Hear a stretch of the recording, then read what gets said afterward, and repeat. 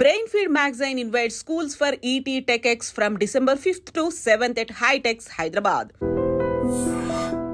ఈరోజు మనతో ఉన్నారు హైకోర్టు అడ్వకేట్ అలాగే ఇమిగ్రేషన్ కన్సల్టెంట్ అయిన మన ఫేవరెట్ ఆయిత్య మల్లా గారు. సార్తో మాట్లాడదాం. Hi sir. హలో అండి.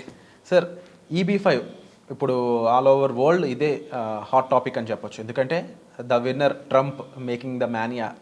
సో H1B కంటే కూడా చాలా చోట్ల EB5తో చాలా వెసులుబాటు ఉంది, చాలా బెనిఫిట్స్ ఉన్నాయి, చాలా ఫీచర్స్ ఎక్స్ట్రాగా ఉన్నాయి. కంట్రీలో మనకు చాలా ఎక్స్ట్రా యాడెడ్ ఫీచర్స్ అనేవి ఇస్తూ ఉంటాయి సిటిజన్గా అని చెప్పేసి చెప్తా ఉన్నారు.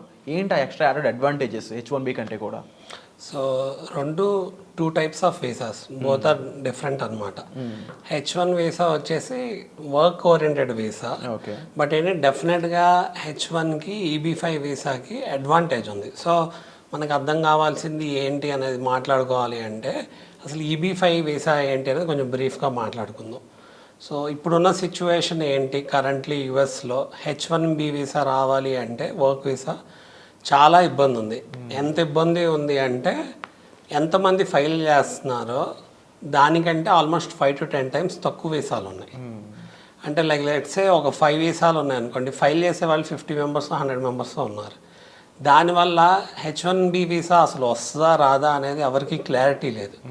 ఇంతకుముందు కూడా ఎలా ఉండేది అంటే ప్యూర్లీ లక్ బేస్డ్ ఉండేది. అంటే లాటరీ సిస్టమ్, ఎంప్లాయర్ మనకి స్పాన్సర్ చేయాలి అంటే మనకి జాబ్ వచ్చి ఉండాలి, ఎంప్లాయర్ మనకి వీసా స్పాన్సర్ చేయాలి, ప్లస్ అది లాటరీ సిస్టమ్ ఉంది. ఆ లాటరీ సిస్టమ్ ఏంటంటే లక్ బేస్ చేసుకొని మనకి వస్తూనే జరిగిద్ది. సో ఇది ఏంటంటే particularly for work based and ఏంటంటే ఇది ఒక టెంపరీ వీసా అనమాట. ఇది మనకి ఏంటంటే గ్రీన్ కార్డు రావాలి అంటే ఒక పాత్ అనమాట. అంటే ఫస్ట్ మనకి చదువుకోవడానికి వెళ్ళి తర్వాత ఏంటంటే అక్కడ OPT ఆప్షన్ యూటిలైజ్ చేసుకొని ఆ OPT టైంలో మనకి వర్క్ ఫ్లెక్సిబిలిటీ ఉంటుంది కాబట్టి ఆ టైంలో H1B కనుక మనం ఆప్ట్ చేసుకోగలిగితే లాటరీలో మనకి పిక్ అయితే H1B వస్తుంది జరిగిద్ది. సో H1B వస్తే దాన్ని బేస్ చేసుకుని ఆ ఎంప్లాయర్ మనకు స్పాన్సర్ చేసిన దాన్ని బట్టి మన నెక్స్ట్ లెవెల్లో గ్రీన్ కార్డ్ తెచ్చుకుంటాం అనేది జరిగిద్ది అనమాట. అది కూడా ఎంప్లాయర్ స్పాన్సర్ చేయాలి. సో ఈ ప్రాసెస్ అంతా జరగటానికి కూడా 5 to 7 years యూజువల్గా అసలు గ్రీన్ కార్డ్ అప్లై చేయడానికి ఎంప్లాయర్ స్పాన్సర్ చేయడానికి పట్టిద్ది ఈ ప్రాసెస్ అంతా అవడానికి. బట్ వేరే ఎలా ఉంది అంటే సిచ్యువేషన్ ఇప్పుడు అప్లై చేశాక గ్రీన్ కార్డ్ రావాలి అంటే 100 to 150 years పడుతుంది. సో H1B అసలు వస్తేనే కదా మనం గ్రీన్ కార్డ్ అప్లై చేసుకోగలిగేది. ఎందుకంటే గ్రీన్ కార్డు రావాలంటే చాలా విధానాలు ఉన్నాయి యుఎస్లో డెఫినెట్గా. But majority of the people choose చేసుకునేది మనకి వర్క్ వీసా ద్వారా కాబట్టి కోర్స్ ఏంటంటే L కేటగిరీలో కూడా అదర్ వర్క్ బేస్డ్ వీసాస్ ఉన్నాయి. బట్ H1B ద్వారా వెళ్తున్నారు అంటే H1Bకి ఏం ఫ్లెక్సిబిలిటీ ఉంటుంది, అసలు దాని అడ్వాంటేజ్ ఏంటి, దానికి ఏమేం కన్స్ట్రెంట్స్ ఉన్నాయి, అవన్నీ ఇప్పుడున్న సిచ్యువేషన్ ఏంటి, ఇంతకుముందు ఉన్న సిచ్యువేషన్ ఏంటి అనేది కూడా చాలా ఇంపార్టెంట్గా అనలైజ్ చేయాలి. సో ఇంతకుముందు ఏంటి అంటే H1B మల్టిపుల్ ఎంప్లాయర్స్ నుంచి ఫైల్ చేయటం కూడా జరిగింది. సో దానివల్ల ఏమైంది అంటే ఇప్పుడు ఇమిగ్రేషన్ లా స్ట్రిక్ట్ చేసి passport number, travel document number mention చేయమన్నారు. దానివల్ల మల్టిపుల్ ఎంప్లాయర్స్ బేస్ చేసుకొని H1B అసలు ఫైల్ చేయడానికి లేదు. సో అంటే ప్రాబిలిటీ అనేది బాగా తగ్గిపోయింది H1B రావాలి అంటే. EB5 వీసా ఏంటి అంటే ప్లేలోకి అసలు ఎందుకు వస్తుంది అంటే ఈ పరిస్థితులన్నీ టైట్ అవుతున్నాయి కాబట్టి కొంత కేటగిరీ ఆఫ్ పీపుల్ ఎవరైతే యూఎస్లో వెళ్ళి సెటిల్ అవ్వాలి అనుకున్న వాళ్ళకి డబ్బులు పెద్ద కన్స్ట్రెయిన్ కాదు, డబ్బులు ఇబ్బంది కాదు, ఎటు డబ్బులు తిరిగి వస్తాయి అనుకునే వాళ్ళకి 7 to 8 crores ఉంటే ఆ 7 to 8 crores తీసుకెళ్ళి వీళ్ళు యూఎస్లో ఇన్వెస్ట్ చేయాలి, ఈ డబ్బులు మళ్ళీ వెనక్కి వస్తాయి. బట్ ఏంటి అంటే EB5 వీసా ద్వారా వాళ్ళకి ఇమీడియట్గా work visas, conditional green card వచ్చి వాళ్ళు పర్మనెంట్ రెసిడెన్సీ గోల్కి వాళ్ళు త్వరగా చేరుకునే మార్గం ఉంటుంది నెక్స్ట్ కపుల్ ఆఫ్ ఇయర్స్లోనే. సో H1B వర్క్ ఫ్లెక్సిబిలిటీ గురించి మనం మాట్లాడుతున్నాం కాబట్టి H1Bలో మనకు వచ్చే ఇష్యూస్ ఏంటి అంటే చాలా ఇష్యూస్ ఉన్నాయి. ఒకటి వచ్చేసి అసలు H1B పిక్ అవటం అనేది మేజర్ ఛాలెంజ్. నెక్స్ట్ పిక్ అయినాక దాన్ని రెన్యూ చేసుకోగలగాలి. 3 years ఫార్ లైక్ ఏంటంటే 6 years రెన్యూవల్ ఉంటుంది. 6 years ఓవరాల్ పీరియడ్ అయితే ప్రతి 3 yearsకి రెన్యూ చేసుకుంటూ ఉంటాం. అదేంటంటే ఒక్కోసారి స్ట్రిక్ట్ చేయడం కోసం 1 yearకి ఒకసారి రెన్యూ చేసుకోవాల్సిన సిచ్యువేషన్ కూడా ఉంటుంది. అలానే ఎంప్లాయర్ కనుక మనం మారితే ఒకవేళ ఎంప్లాయర్ వేరే చోట వేరే స్టేట్లో ఉన్నారనుకోండి, ఆ ఎంప్లాయర్కి ట్రాన్స్ఫర్ చేసుకొని అక్కడ స్టేట్ని బేస్ చేసుకొని మనం H1Bని ఆ ఎంప్లాయర్కి ట్రాన్స్ఫర్ చేసుకుంటాం జరిగిద్ది.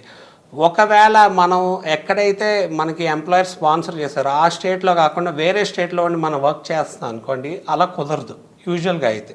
అది లీగల్ కాదు. బట్ అలా చేసే వాళ్ళు ఉన్నారంటే చేస్తున్నారు, బట్ వాళ్ళకి కన్స్ట్రెయిన్ వస్తుంది, లీగల్ ఇష్యూస్ వచ్చే సిచ్యువేషన్ ఉంటుంది. డెఫినెట్గా వేరే చోట వర్క్ చేస్తుంటే అక్కడ కూడా వాళ్ళ కంపెనీది అక్కడ సమ్ హెడ్ క్వార్టర్స్ ఒక చోట ఉండి వేరే బ్రాంచ్ ఉండటం వల్ల వర్క్ చేయటం కానీ, ఎంప్లాయర్ అయినా నో అబ్జెక్షన్ చెప్పకుండా ఎలో ఇవ్వటం కానీ జరుగుతూ ఉండాలి. లేకపోతే ఎక్కడైతే నీకు H1B ఉందో ఆ పర్టికులర్ ప్లేస్లోనే నువ్వు రిస్ట్రిక్ట్ అయ్యి వర్క్ చేసుకోవాలి, లేకపోతే దాన్ని ట్రాన్స్ఫర్ చేసుకునే సిచ్యువేషన్ ఉంటుంది. EB5 వీసాలో ఏంటి అంటే మనకి అసలు ఫాస్ట్గా వర్క్ వీసాస్ వస్తాం జరిగింది. 6 to 8 monthsలోనే ఇప్పుడు కొత్త లా ప్రకారం నెక్స్ట్ 6 to 8 monthsలో మాకు వర్క్ వీసాస్ వచ్చే సిచ్యువేషన్ ఉంది మనకి, మన ఎంటైర్ ఫ్యామిలీకి. మేజర్గా H1B అనేది వర్క్ వీసా మీద వెళ్తుంది ప్రొసెసర్. బట్ EB5 అనేది జస్ట్ వర్క్ అంటే కూడా ఒక ఓనర్గా, ఒక ఎంటర్ప్రినర్గా, ఒక ఎంటర్ప్రినర్షిప్ సంబంధించిన కమర్షియల్ ఓనర్గా వెళ్తున్నారు ఆ పర్సన్ అక్కడికి. తనే ఎంప్లాయ్మెంట్ క్రియేట్ చేస్తున్నారు. సో తను ఎక్కడైనా కూడా వెళ్ళి బిజినెస్ పెట్టుకునే ఛాన్సెస్ ఉంటాయా? ఇన్ కేసు ఒక చోట బిజినెస్ అని వెళ్తారు కదా, తర్వాత ఇంకా మల్టిపుల్ బిజినెస్ పెట్టుకోవడానికి స్కోప్ ఉంటుందా ఈ జాబ్ పర్సన్ లాగా? సో EB5 వీసా అనేది visa permanent resident through investment అన్నమాట. మనకి పర్మనెంట్ రెసిడెంట్ అవ్వాలి అనేది ఎవరైనా US వెళ్తే వాళ్ళ గోల్ అనమాట. సో మనం వర్క్ ఫ్లెక్సిబిలిటీ ఓవర్ H1B మాట్లాడుకున్నాం కాబట్టి EB5 వీసాకి మనం కనుక ఇన్వెస్ట్ చేశాక throughout all across the US ఎక్కడైనా వర్క్ చేసుకోవచ్చు మనము, మన ఎంటైర్ ఫ్యామిలీ మొత్తం. అయితే మీరు ఇందాక అడిగినట్టు బిజినెస్లో ఇన్వెస్ట్ చేస్తారుగా అంటే 2 types ఆఫ్ EB5 వీసాస్ ఉన్నాయి. త్రూ డైరెక్ట్ ఇన్వెస్ట్మెంట్ ఒకటి, ఇంకోటి త్రూ రీజనల్ సెంటర్స్.